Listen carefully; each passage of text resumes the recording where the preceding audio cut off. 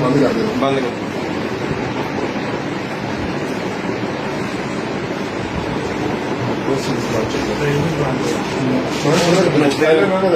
बंद कर तरीके ना जरा सर टेबल टेबल लगा दे बंद कर मान चुके काम चुके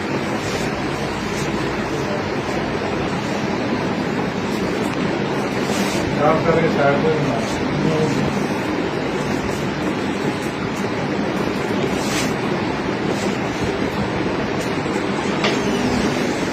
मैंने पहले एक शॉपर जो बंद कर फुल टाइट करके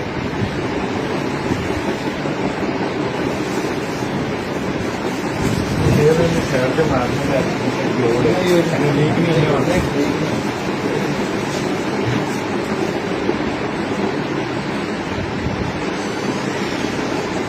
दूसरा शॉपर उधर टाइट कर दे